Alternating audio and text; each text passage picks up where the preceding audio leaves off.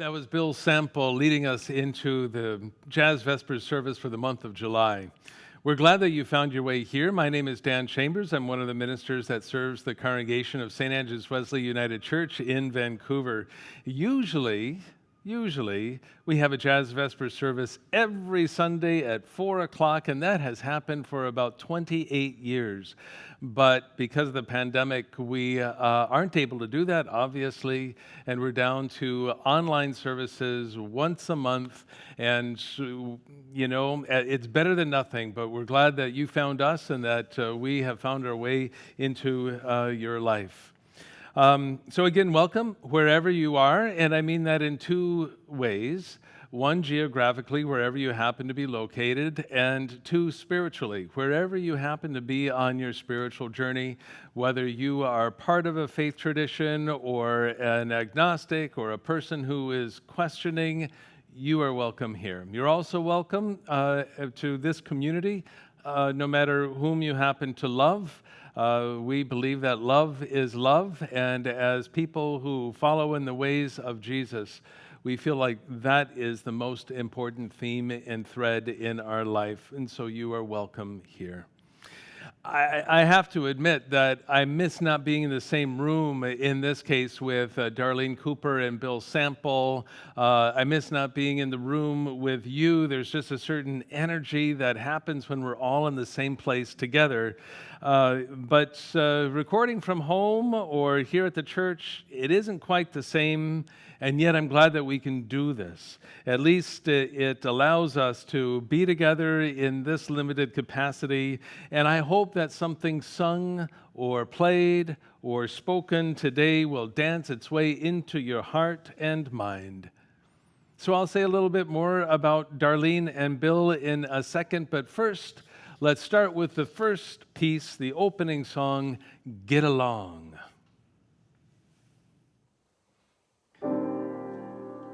You think you know me, and you judge me.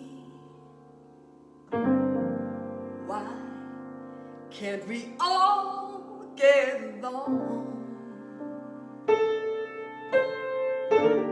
Instead of criticizing, we need some understanding. Why can't we all get along? Get along, get along, get along, get along. Why can't we all get along?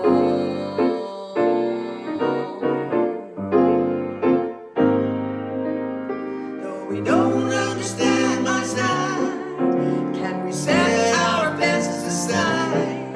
Can we let go of our pride and let love be our guide? Get along, get along,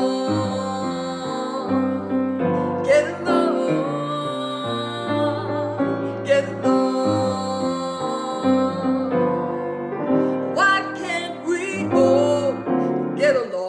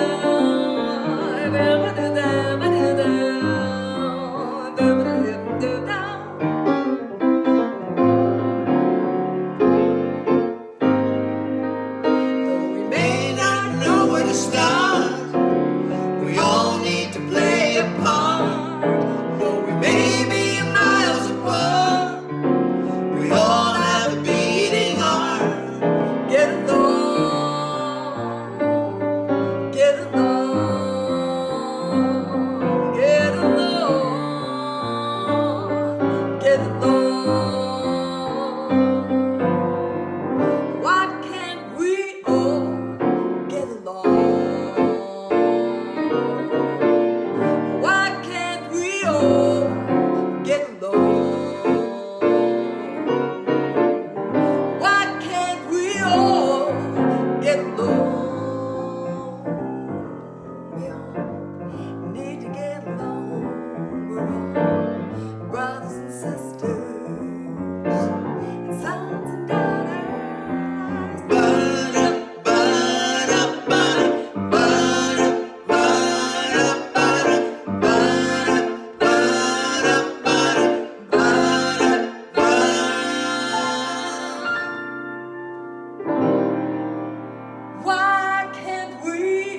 Oh, get along.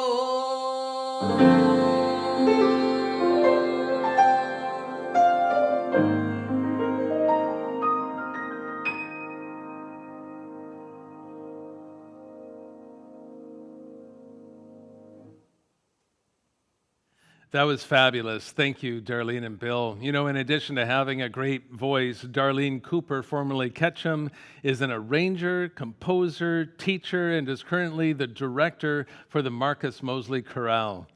She composes, arranges, and sings with Bill Sample, who is also a producer and pianist and has an illustrious career that spans 4 decades. As a jazz pianist, Bill has opened for Oscar Peterson, has performed with Ray Charles, Mel Torme, Art Pepper, Dee Daniels, and Fraser McPherson. In addition, Bill has played with pop stars Bryan Adams, Celine Dion, and Kenny Loggins, amongst others. And a recent highlight from Bill's career includes playing on the Grammy-winning Ratatouille soundtrack, which makes me want to watch that film again. I remember really appreciating it when I saw it a few years ago. At the bottom of the emails that Bill sends out, he quotes Martin Luther King Jr. "Our lives begin to end the day we become silent about things that matter." That's why today I'd like to speak about community, because community matters. And it's like a houseplant or anything living, really. It needs to be watered and cared for, or else it'll wither and die. Community matters, and perhaps we feel that now more than ever before. And so, as I mentioned before, we're not in the same room with Bill and Darlene because of the pandemic and safe social distancing, which is important, especially when there is singing involved. And for a while anyway, the Jazz Vespers planning group has decided that we would just ask people who are already sharing the same bubble to do a recording at home, just for their safety and for the safety of everybody. And as I said before, it's not quite the same as being together and having that creative energy. One of the many things that the pandemic is revealing for lots of us is the value of community, which is why it's important to remind each other that we are all in this together. You don't have to be in the same room to be part of community, though. We know that. For example, we appreciate the work of Dr. Bonnie Henry and Minister Adrian Dix and Premier John Horrigan and the way that they have steered us through the perils of this life-threatening pandemic. The government and health officials are part of our broader community, an essential part. I don't remember where I came across this. I think it might have been in a recent CBC interview on CBC One. And the host was interviewing a professor from the United States in relation to racism, police brutality, especially against people of color, and the federal government's inept response to the COVID crisis. She observed that in the U.S., the institutions people assumed would be there to protect them have failed. And you would think in a time of crisis, government officials would have your back, but they don't, she said. We've discovered our neighbor because we only have each other for the support that we need. And I suspect it's for reasons like this that Beyoncé said what she did at the BET Awards just this last weekend. In her acceptance speech for the Humanitarian Award, she urged, "Vote as if your life depends on it, because it does." Governments are part of our community and help establish the tone of our community. When Dr. Bonnie Henry, for example, offers her salutation to be kind, be calm, be safe, she's reminding us of the character at the heart of community. And we can use the pandemic to polarize people, as some have done, or we can respond to the difficulties and challenges the pandemic brings up by bringing people together. Governments influence who and how we are as a society. And jazz can teach us a thing or two about the character of community. This music is not only fabulous to listen to, it's also instructive to watch as a creative event. The great Wynton Marsalis says, in order to play jazz, you've got to listen to the other players. The music forces you at all times to address what other people are thinking and for you to interact with them with empathy and to deal with the process of working things out. And that's how our music really could teach what the meaning of democracy is, because jazz is democracy in music. And so on that note, let's listen to the next piece. It's all about love.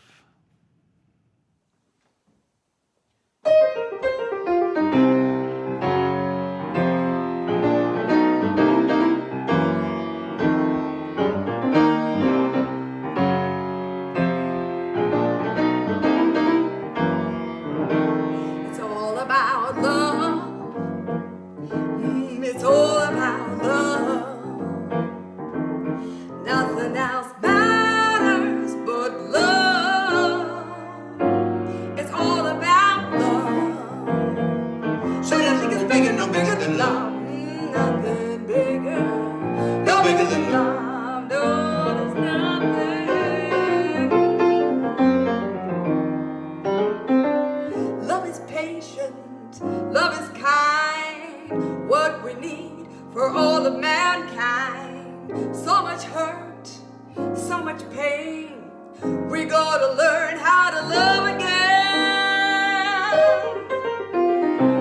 No, nothing is bigger than love. No, there's nothing. No, nothing. No bigger than love. It's all about love. Oh, it's all about love. And nothing else matters but love. Oh, it's all about love. Sure, nothing is bigger, no bigger than love. Nothing bigger, no bigger than love. I said nothing bigger. Love is strong, love is true. You for me, and me for you. Everybody, hear the call. United we stand, divided we fall. No, nothing, no bigger than love. No, nothing, nothing, nothing. No bigger than love.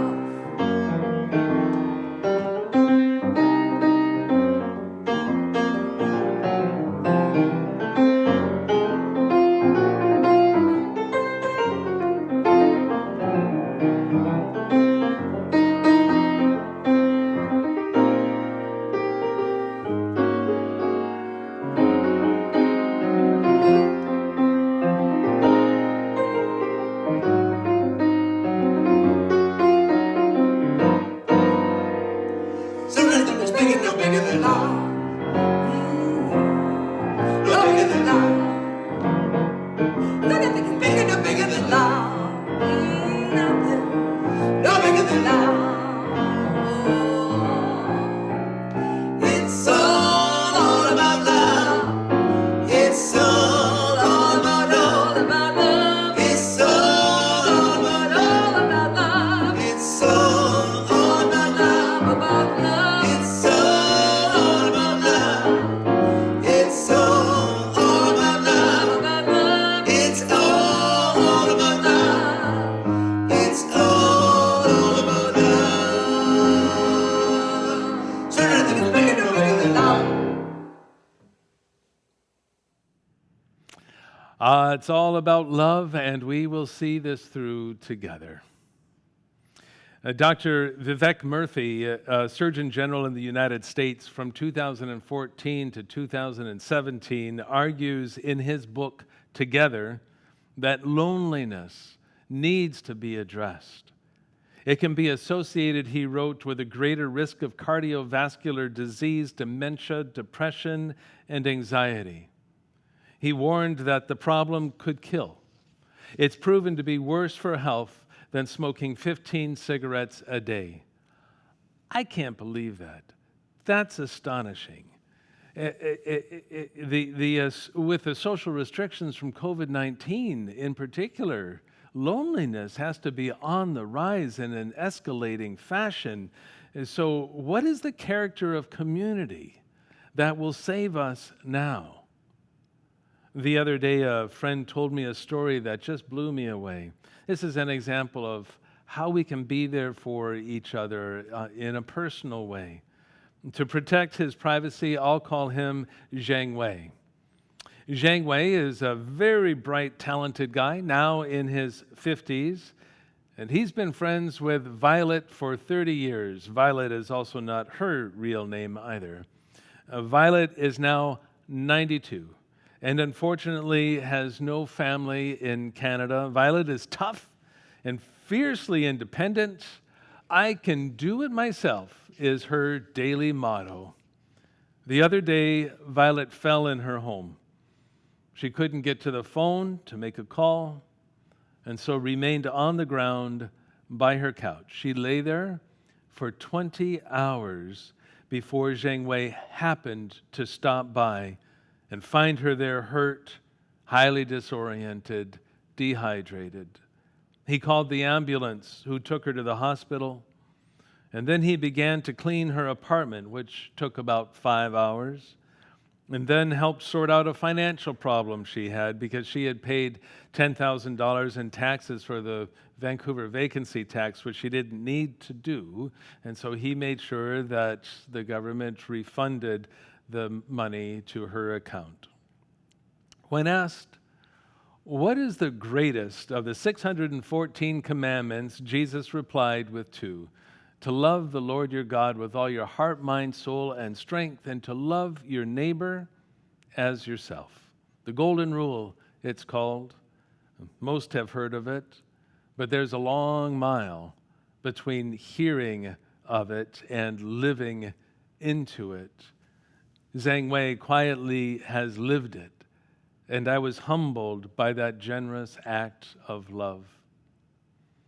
Especially when we're in the middle of a pandemic, we need to see each other, be there for each other, reach out to those in need, however we can. And yes, we need to keep our government institutions accountable because they're essential for a healthy, vibrant community, but we also need to do our part. In Ireland, I hear the community across the country looks after their elders and make sure someone will shop for them, do the grocery shopping for them, so they don't have to put themselves unnecessarily at risk. We need each other, perhaps especially when we can't be close together. And now is the time to let love show us the way.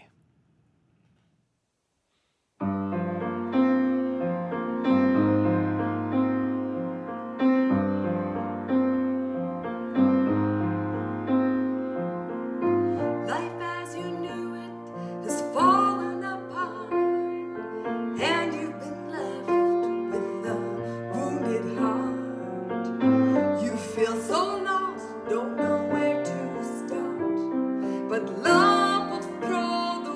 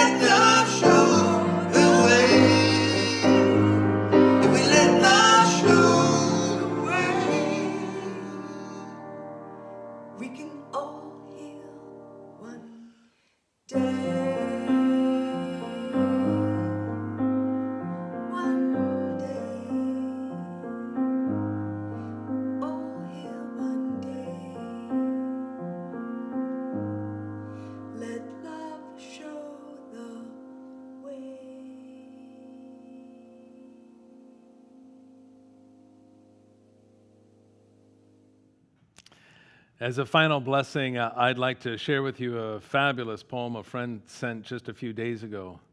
It's by Jim Moore, a poet who lives in Minneapolis, Minnesota, and the first thing that he sees when he looks out the window in the morning are doctors and nurses who are going to a clinic, going to work at a clinic right below where he lives. He says that helps keep things in perspective. The poem is called The Pandemic Halo.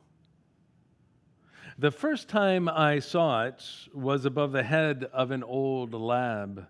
He was being walked, as usual, at 7 a.m. by his young owner. Lots of lamppost stops, as usual.